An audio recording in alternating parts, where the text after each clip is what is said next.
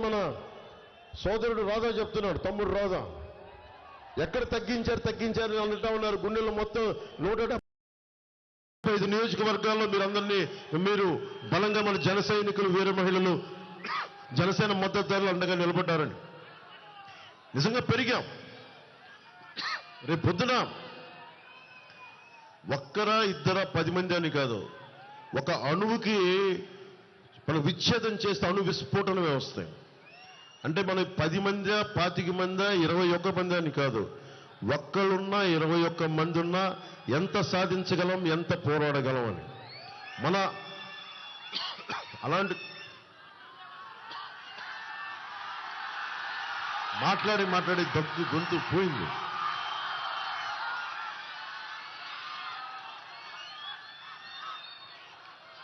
ఇది మనం ఎందుకు పెట్టుకున్నాను సార్, ఒకటే చెప్పారు కేంద్ర నాయకత్వానికి, మా విజయవాడ సీటు పశ్చిమం బలంగా ఉంది, మాకు కూటమి కోసం తగ్గాను. మళ్ళీ ఇంకొక మారు నాకు ఒకటే కోరుకున్నా, 5 కోట్ల మంది ప్రజల్ని పరిరక్షించండి, అమరావతిని రాజధాని చేయండి, నేను తగ్గుతానని అమిశెట్టి వాసుకు చెప్తే అమిశెట్టి వాసు వెంటనే వెనక్కి వెళ్ళాడు. స్థానిక ఉండే జనసేన నాయకులకి నా పేరు ఉటంకించడం ఇష్టం లేదు. నేను పెంచిన వ్యక్తి అతను ఎవరికీ తెలియదు. విజయవాడలో నేను పెంచిన వ్యక్తి, అండగా నిలబడ్డ వ్యక్తి, లాస్ట్ టైం కూటమి అప్పుడు నిలబడ్డ వ్యక్తి, ఈరోజు కూర్చొని నేను పెంచిన వ్యక్తి వైసీపీ మాయలో పడి నన్ను తిడతా ఉంటే నాకు ఒకటే అనిపించింది, నేను అలాంటి భయాలు నాకు లేవు. ఇందాక టీవీ ఇంటర్వ్యూలో కూడా చెప్పా, జనసేనకి ఒక్కటే, జనసేన నాయకులు ఎవరైనా సరే బలం జనసేన నాయకులకి, జన సైనికులు, వీర మహిళలు. క్యాడర్ బేస్డ్ పార్టీ, సిద్ధాంతం బేస్డ్ పార్టీ ఇది. నాయకులు జనం నాయకులకు బలం అవుతారు, కానీ నాయకులు కూడా అర్థం చేసుకోవాలి. నేను పోయినసారి ఇదే పశ్చిమం కోసం సిపిఐ వాళ్ళతోటి అడ్డంగా నిలబడి సీట్ని మనం తీసుకొచ్చాను నేను. అలాంటిది నన్ను కూర్చొని తిడతా ఉంటే నాకు ఒకటే అనిపించింది, నాకు చెప్పారు వాళ్ళు తిడుతున్నారంటే నాకు ఒకటే అనిపించింది, ఇవన్నీ భరించకపోతే నేను నాయకుడిని ఎందుకు అవుతాను? అంత భయపడిపోతావా? అరే ఏదైనా సరే, వ్యక్తిగత కారణాలు ఏదైనా కావచ్చు, మనస్ఫూర్తిగా చెప్తాను కదా, నా మీద విమర్శలు చేసి పశ్చిమ నియోజకవర్గ మాజీ జనసేన నాయకుడు నేను క్షమిస్తున్నాను. ఈరోజు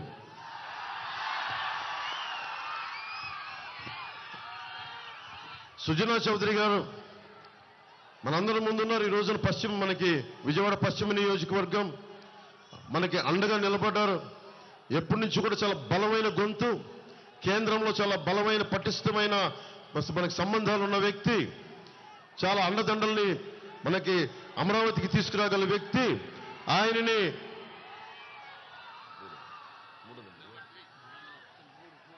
త్రిమూర్తుల్లాగా 3వ నెంబర్ మీద ఉన్నాడు. కమలం గుర్తు మీద భారతీయ జనతా పార్టీ కూటమి అభ్యర్థిగా, ఉమ్మడి కూటమి అభ్యర్థిగా భారతీయ జనతా పార్టీ మీద కమలం గుర్తు మీద పోటీ చేస్తున్నారు. వారికి బలమైన మెజారిటీతో మీరు గెలిపించండి. నేను అడగట్లేదు, పశ్చిమ నియోజకవర్గం ప్రజలందరినీ, మన ఉమ్మడి కృష్ణా జిల్లా ప్రజలందరినీ నేను అభ్యర్థిస్తున్నాను, కూటమిని గెలిపించమని ఆర్థిస్తున్నాను. కేసినేని చిన్ని గారు, పాలిటిక్స్ ఎలా ఉంటాయంటే సొంత రక్తంతో కూడా విభేదాలు పెట్టుకోవాల్సి వస్తుంది. ఇప్పుడు చూడండి, మనం పెంచి పోషించిన నాయకుడు ఎలాగ మనం తిట్టేసి వెళ్ళిపోయాడో, ఒక రాష్ట్ర నిర్మాణం కోసం బలంగా కుటుంబం అన్నని కాదని చెప్పి కూటమి ఎందుకు నిలబడింది, ఏ పరిస్థితుల్లో నిలబడింది అని చెప్పి కేసినేని చిన్ని గారు కుటుంబ విభేదాలని దాటి మరిచి 5 కోట్ల మంది ప్రజలకి, తెలుగుదేశం పార్టీకి, కూటమి భాగస్వాములైన జనసేన, భారతీయ జనతా పార్టీకి అండగా ఆయన పార్లమెంట్ అభ్యర్థిగా సైకిల్ గుర్తు మీద పోటీ చేస్తా ఉన్నాం. దమ్మున్న వ్యక్తి ఒకటే చెప్పారు, నేను మీకు అండగా నిలబడతాను, పార్టీలకు అండగా నిలబడతాను, అన్నిటికీ మించి రాష్ట్ర క్షేమం కోసం మన ఎన్టీఆర్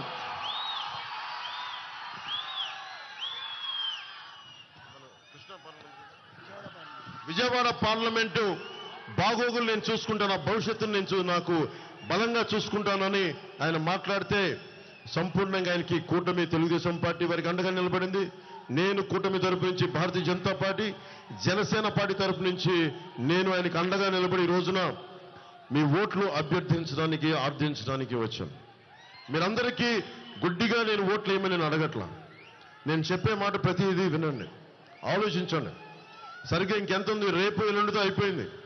ఎల్లుండి 5 గంటలకి 11 గంటలకి 12 గంటలకి 11 గంటలకి అయిపోద్ది. కానీ మీరు ఆలోచించాల్సింది ఓటు మటుకు చాలా చాలా బాధ్యతతో వేయాలి. మీ భవిష్యత్తు ఇది.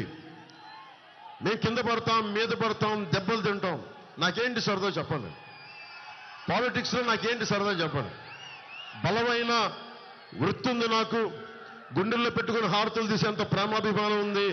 ఎక్కడికి వెళ్ళినా పూల వర్షంతో కురిపించే ప్రేమాభిమానం ఉంది. ఏ మూలకెళ్ళినా అది రోడ్డు మీద వస్తే ప్రేమాభిమానం, పూలతోటి హర్షం వ్యతిరేక మనకి కురిపించే ప్రేమాభిమానం ఆడపడుచులు ఉన్నారు. దేనికి చేశానంటే, మన కళ్ళ ముందు తప్పులు జరుగుతూ ఉంటే ప్రజాస్వామ్యం మనకు తెలియదు. ప్రజాస్వామ్యం విలువ మనకు తెలియదు. ప్రజాస్వామ్యం కోసం, ఈ దేశం స్వాతంత్ర్యం కోసం ఎంతమంది చనిపోయారో, లక్షలాది మంది చనిపోయారు. మనందరికీ పాఠాలు చెప్పారు, స్కూల్స్లో పాఠాలు చెప్తారు. నేను ఆ పాఠాలను మర్చిపోలా, గుండెల్లో పెట్టుకున్నా. సినిమా గొప్ప కెరీర్ ఇచ్చినా, కోట్లాది రూపాయలు డబ్బులు ఇచ్చినా నాకు సంతృప్తి రాలా. మన కష్టాల కోసం నిలబెడితే నాకు వచ్చినంత బలం, నాకు వచ్చినంత సంతృప్తి, ఖుషి లాంటి 10 హిట్లు వచ్చినా కానీ నాకు ఆనందం కలదు. అక్కడెక్కడో ఉన్న ఆ మేడం, మనకి ఆ కొండలపైన ఉన్న మనకి ఇంకా పట్టాలు రాని వారి కోసం, పట్టాల కోసం పనిచేస్తే నాకు ఆనందంగా ఉంటుంది. ఇవన్నీ ఎందుకు చెప్తున్నానంటే, మన కష్టాల కోసం వచ్చాను. అమరావతి రైతులు, ఇదే ముఖ్యమంత్రి అమరావతి రైతుల కోసం ఏం చేశాడు?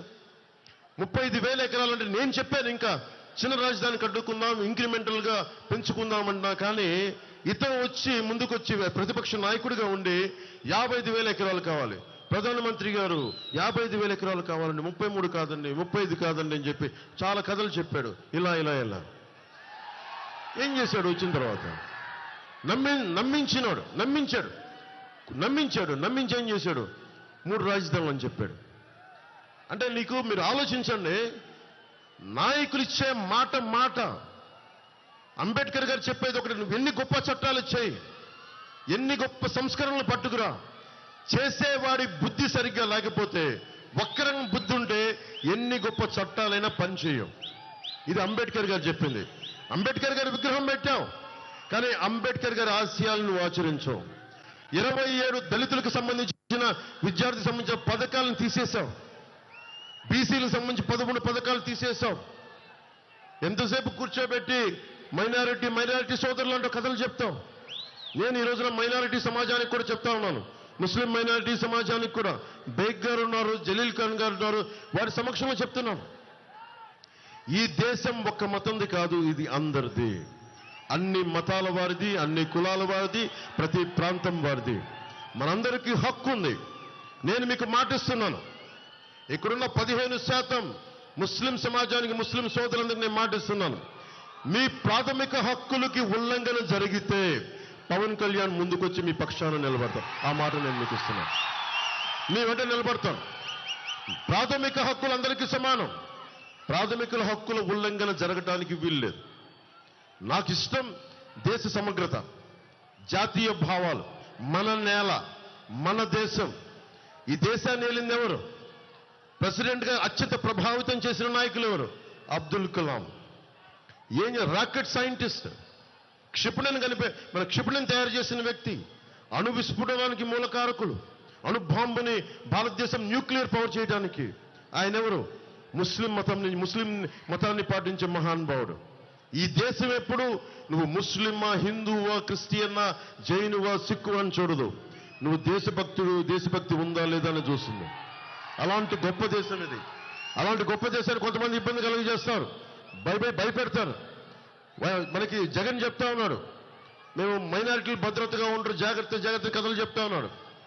నేను మీకు మాటిస్తున్నా, మేమెవ్వరం కూడా ఓట్ బ్యాంక్ పాలిటిక్స్ చెయ్యం. నిజంగా ఈ దేవుడు జాగ్రత్త కథలు చెప్తా ఉన్నాడు. నేను మీకు మాటిస్తున్నా, మేమెవ్వరం కూడా ఓట్ బ్యాంక్ పాలిటిక్స్ చెయ్యం. నిజంగా ఈ